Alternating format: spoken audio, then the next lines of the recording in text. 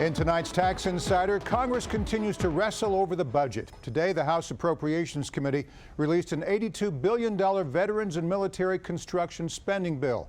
The bill earned a not so fast from House Speaker Paul Ryan.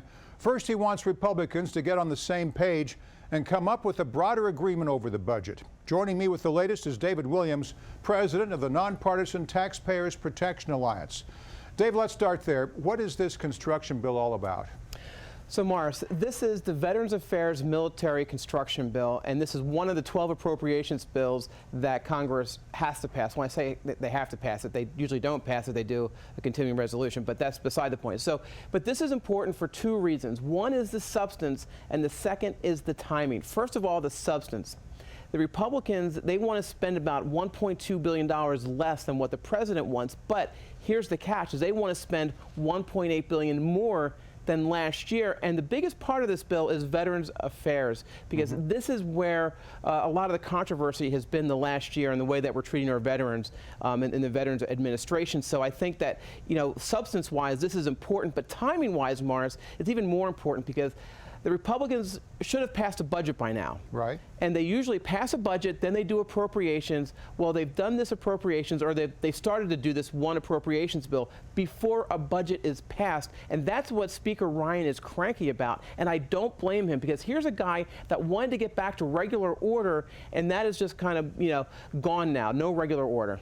Yeah, what a surprise. Last year, Congress reached a deal with President Obama on the budget. It resulted in higher spending levels. Now, as you said, Paul Ryan appears to be caught between a rock and a hard place. Some Republicans want to spend that money, others don't. Where's the middle ground here, Dave? It sounds like John Boehner all over again.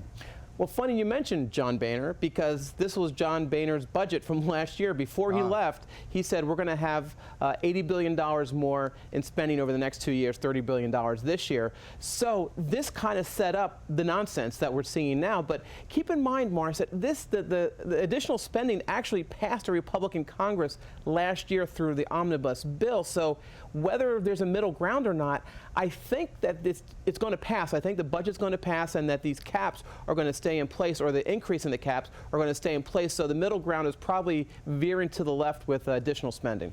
You've studied this issue for a long time. You're a pro at it, and you've determined that Pentagon spending lacks any real reform. Tell us more.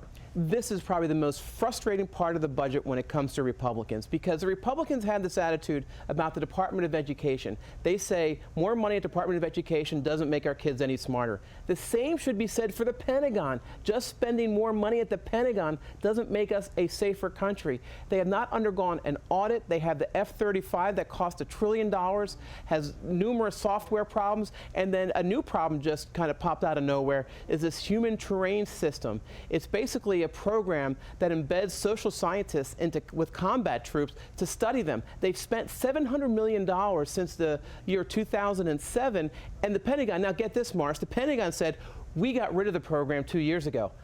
They didn't. They're still funding this program. So the Pentagon has lied to Congress, saying they got rid of this program. So the Pentagon is just ripe for change, for reform. And a lot of presidential candidates, remember Marco Rubio, he's gone now, but he wanted $1 trillion more in defense spending over 10 years. But you can't do that. You need reform. You need to know where the money is going. You don't, and they don't know where all the chickens are. Exactly. And once you do, they don't know what to do with them. So where do we go from here? What's the most likely outcome?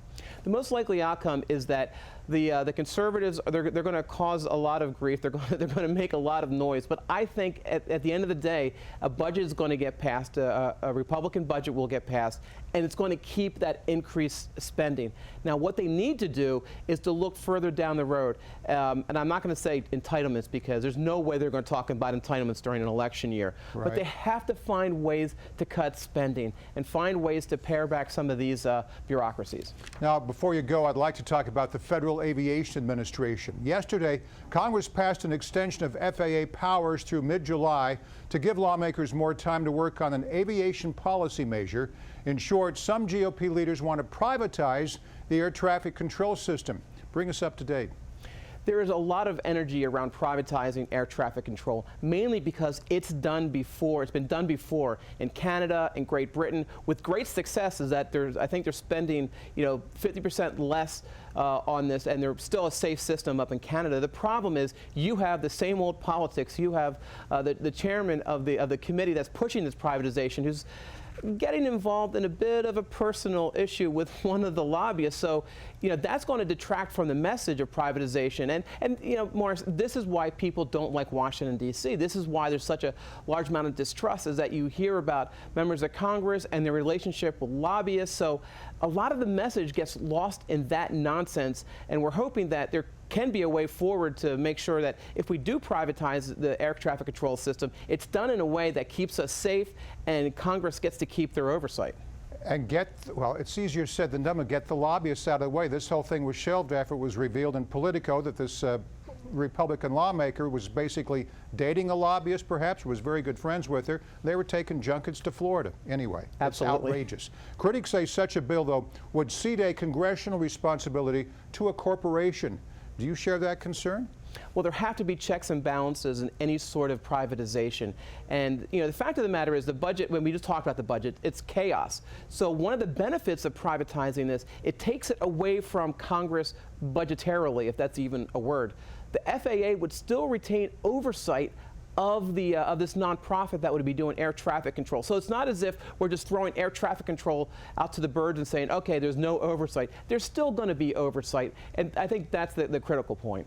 Always good to hear from you. David Williams, president of the Taxpayers Protection Alliance. Thanks, Dave. Thank you.